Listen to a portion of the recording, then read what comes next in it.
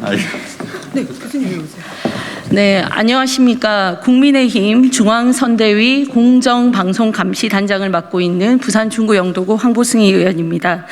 오늘 이렇게 많은 분들과 기자회견을 하게 된 이유는 무차별적인 공수처의 통신사찰 문제 때문입니다. 공수처는 지난해 국민의힘 윤석열 대통령 후보와 배우자의 통신 자료를 조회했습니다. 뿐만 아니라 국민의힘 국회의원 105명 중 89명의 통신 자료도 조회했습니다. 보은 의원도 개인적으로 6차례나 통신 조회를 당했습니다. 더 큰 문제는 공수처가 야당 정치인뿐만 아니라 언론인과 민간인에게도 무차별적으로 통신 사찰을 했다는 것입니다. 지난해 공수처는 외신 기자를 비롯해 국내외 기자 170여 명의 통신 자료를 조회했습니다. 문재인 정권의 실정에 대해 비판하던 시민단체 대표들도 무더기로 통신 자료를 조회당했습니다. 공수처는 이렇게 많은 통신 내역을 들여다봤지만 기소된 건은 단 한 건도 없었습니다. 수사가 아닌 오로지 사찰 목적의 통신 자료 조회였다는 강력한 방증일 것입니다.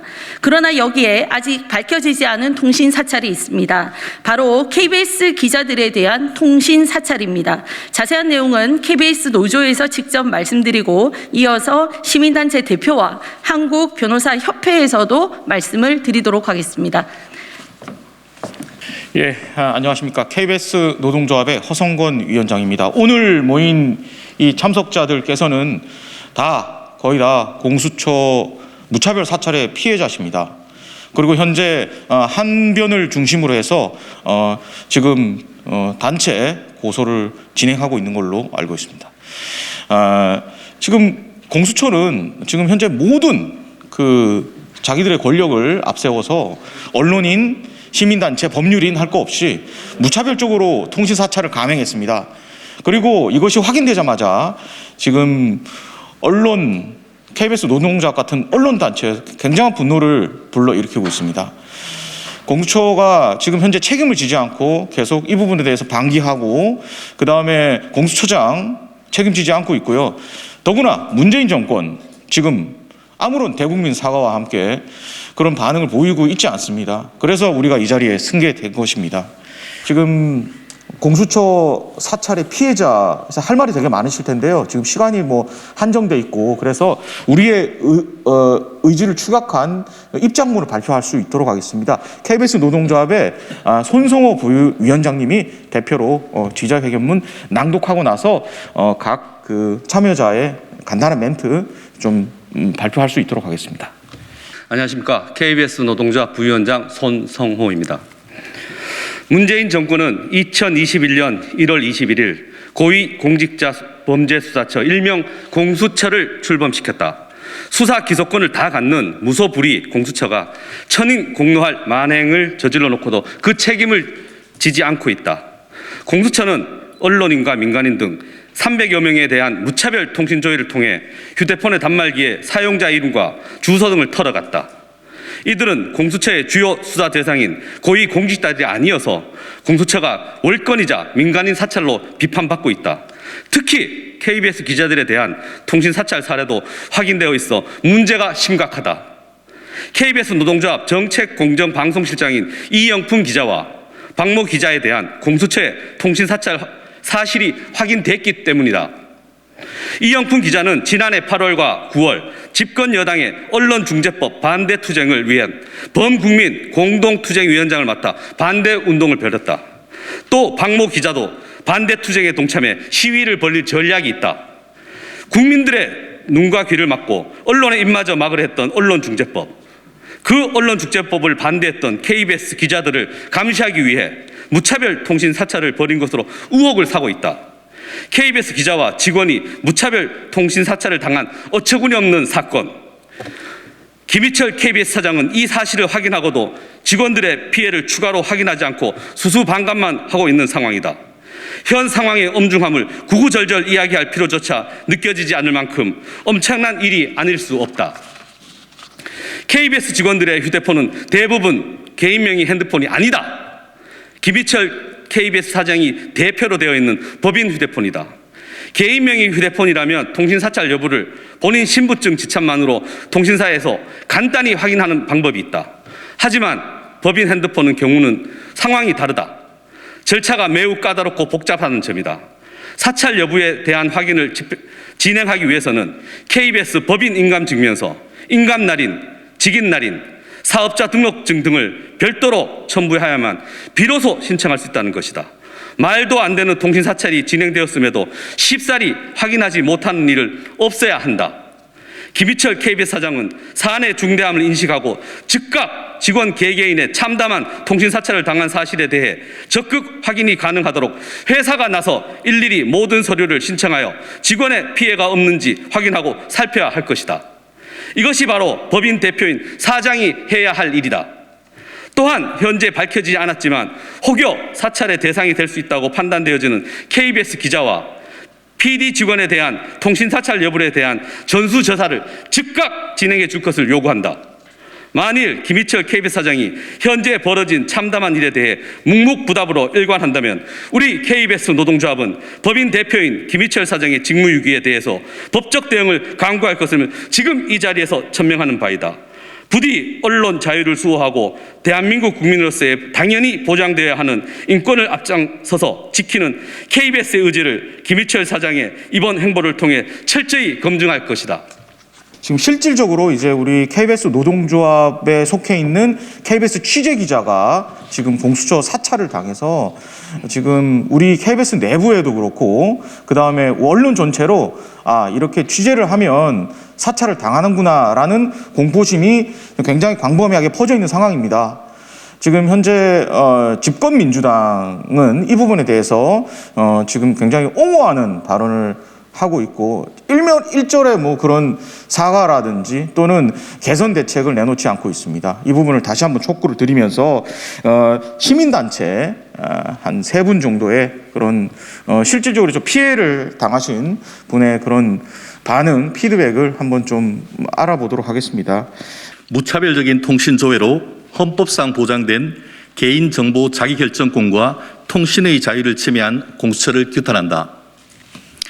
문재인 정부가 공수처를 설치한 목적은 고위공직자 비리 행위에 대한 수사와 기소를 전담하고 검찰의 권력 눈치 보기 수사를 차단하는 것이었다. 그런데 공수처는 고위공직자 등 살아있는 권력의 비리는 제대로 수사하지 않고 엉뚱하게 야당 국회의원이나 공수처 수사 대상도 아닌 기자, 변호사 등 불특정 다수의 국민들에 대한 무차별적인 통신 조회에 열을 올리고 있는 사실이 언론을 통해 폭로되었다. 본인 또한 최근 통신사에 대해 조회해본 결과 공수처는 아니지만 서울중앙지검이 본인이 통신 내역을 조회한 사실을 확인하고 경악을 금할 수가 없었다.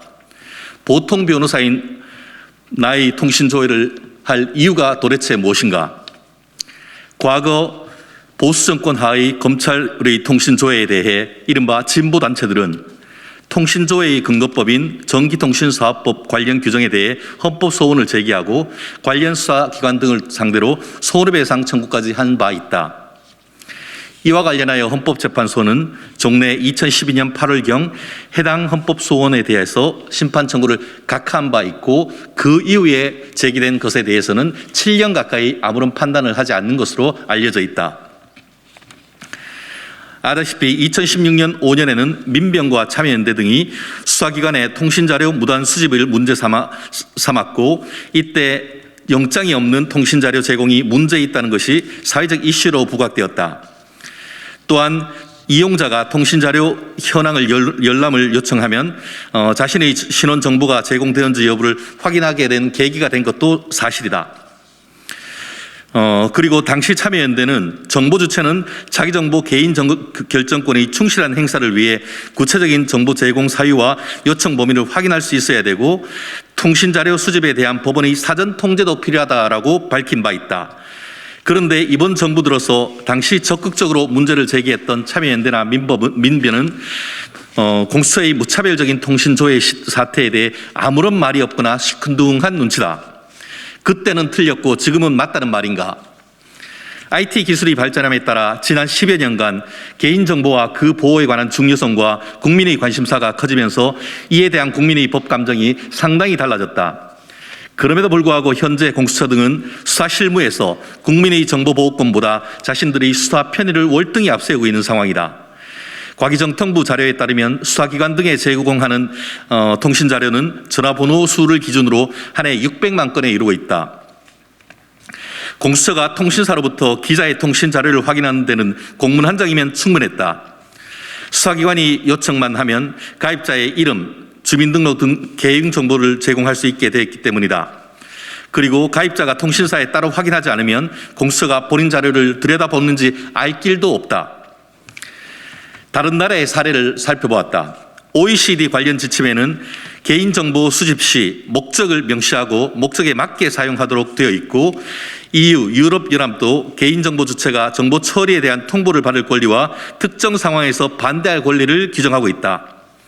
2016년에는 국가인권위원회가 통신사업법과 관련된 헌법재판과 관련하여 영장주의는 물론 사생활 비밀과 자유를 과도하게 침해한다는 의견서도 제출했다. 지난 연말 공수처는 통신사찰 논란이 존폐론까지 번지자 입장문을 내고 외부 인사들을 주축으로 통신 관련 수사 활동을 점검하도록 하고 수사 업무 개선 방안을 조속히 마련하겠다고 밝힌 바 있다. 하지만 그 결과가 무엇인지 알려진 바 없고 공수처의 내부 규정으로 개선될 것이 아니라 근본적으로 국회가 나서서 근거 법령을 뜯어고쳐야 할 문제다. 국민들은 국민을 보호하는 것이 아니라 기본권을 오히려 침해하고 나아가 정권 보위처로 전락했다는 비판을 받는 공수처의 필요성을 전혀 느끼지 못한다. 공수처의 공식적인 사과와 즉각적인 재발 방지 대책을 강력히 촉구합니다. 이상입니다. 공수처의 무차별적 통신 사찰은 자유민주주의의 국민의 기본권과 언론 자유를 심각히 침해하는 만행입니다. 그래서 지금 우리는 이 기자회견을 통해서 공수처를 즉각 해체하고 문재인 정권은 대국민 사과를 통해서 앞으로 언론 자유와 시민의 기본권에 대해서 약속을 해주시길 바랍니다. 만약에 그렇게 하지 않으신다면 국민의 큰 저항, 언론인의 그런 투쟁이 다시 한번 벌어질 것입니다. 언론중재법 관련해서 이미 언론은 많은 현 정권에 대한 감을 표출했고요. 그다음 언론 자유가 탄압당한다는 그런 실질적인 지금 고통을 겪고 있습니다. 그래서 이 기자회견을 계기로 해서 다시 한번 촉구드리겠습니다. 공수처 당장 해체하시고 문재인 정권은 대국민 사과와 함께 앞으로 이런 부분이 재발되지 않도록 약속을 해주시길 바라겠습니다. 본인은 야당 후보, 공처장 후보 추천위원이었습니다. 그래서 공수처가 정치적 중립을 유지하고 직무상 독립을 보장하기 위한 노력을 다했지만 결국은 좌절됐습니다. 그리고 이번에 통신조회 관련 부분을 확인했더니 제가 6번 조회당했습니다. 그중에 하나가 공수처였고요. 나머지는 제가 보기에는 최근에 제가 이재명 비리와 대장동 비리에 관해서 문제를 제기했던 시기에 관한 것입니다. 그리고 공수처도 작년 8월입니다. 그때 제가 공수처하고 무슨 관계가 있는지 수사 대상도 아니고 수사하라고 요구한 측도 아니었고 이해할 수 없는 일입니다. 결국 작년에 출범했던 공수처는 독재 정권의 독재기구로 실적이 전무했습니다. 그래서 무능하고 무지한 빌공짜의 공수처였습니다. 그리고 수사 대상도 아닌 언론인, 정치인은 물론이고 일반 국민까지 통신 사찰이나 자행하는 그야말로 그래서 겁을 주는 공포수사처, 그 공수처가 바로 그 현조사입니다. 제가 소속된 우리 한변은 오늘 헌법과 법치주의를 훼손해서 국민의 사생활과 그리고 통신의 비밀을 침해하는 그런 공수처의 행태에 대해서 소송을 통해서 그 법적 책임을 묻고자 손해배상 소송을 제기했습니다. 문재인 정권이 그렇게도 염원하던 공수처는 국민을 위하거나 아니면 검찰권 남용을 방지하기 위한 진정한 검찰개혁이 아니라 정권에 반대하는 인사를 탄압하고 감시하고 그리고 정권의 치부를 감추려고 그래서 독재 체제를 강화하고 집권 연장이 나게 하려고 하는 것임이 밝혀졌습니다. 그런데 집권 여당의 이재명 대선 후보는 본인의 권력 비리를 의식했는지 다른 사안에 비해서 공수처에 관한 언급을 꺼리고 있습니다. 그리고 과거에는 수사기관의 통신자료 조회에 대해서 국가기관의 불법 사찰이다 라고 하더니 최근 공수처의 통신 사찰에 대해서는 수사에 필요한 자료다 라고 또 말바꾸기를 했습니다. 정권 교체를 바라는 대다수 국민들은 독재 수사처인 공수처를 포함하여 문재인 정권의 반헌법적이고 반법치적인 그런 국정 운영에 대해서 또 그를 승계한 대선 후보에 대해서 반드시 준엄하게 심판할 것입니다. 이상입니다. 네, 행동하는 자유시민의 대표 박소영입니다. 민간인 사찰, 통신 사찰은 이 정권 사람들이 그렇게 비판하며 자신들의 무기로 삼아왔던 수단이 아니었던가. 민주화 운동으로 포장하고 정의로운 투쟁으로 포장해오던 세력들이 툭하면 내던지던 소린 줄만 알았는데 폭력성도 어떠한 저항도 없이 그저 피켓 들고 거리에서 외쳤던 힘없는 국민의 한 사람도 이렇게 통신 사찰을 당하는 나라가 되었다니 정말 참담할 뿐이다.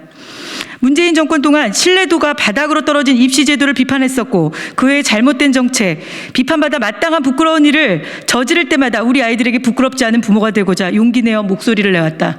또한 최근에는 성남에 살고 있다는 이유로 저희는 대장동 사건에 대해서 분노하며 지금 집회를 이어가고 있다. 그런데 통신조회를 한 인천지검의 답변이 더 가관입니다. 그 당시 형사사건 수사를 하다가 확인차 통신조회를 했다는 것이다. 함께 일하던 시민단체 대표들이 똑같이 형사사건에 연루되어 한날 같은 지검에 같은 조회를 당한다는 것이 말이 되는가. 어차피 통신사찰이 목적이었다면 이유는 얼마든지 검찰 측에서 만들어낼 수 있는 일인데 버젓이 형사사건 수사 때문에 좋아야 한 거라니 어느 누가 그걸 있는 그대로 믿겠냔 말이다. 민주화를 이뤄낸 나라, 그 주역들이라고 자화자찬하던 세력들이 집권한 문재인 정권, 적폐를 청산하겠다고 떠든 것 외엔 뭐 하나 잘한 것 없는 정권이지만 이렇게까지 최악인 줄은 몰랐다. 도대체 뭐가 무서워서 아니면 얼마나 국민이 우스우면 이런 짓을 할 수 있다는 말인가. 이제 대한민국이 속히 회복되어 빠른 시간 안에 정상화되길 바란다. 문재인 정권은 이 부분에 대해서 분명히 해명을 하든 사과를 하든 해야 될 것입니다. 네, 이상입니다.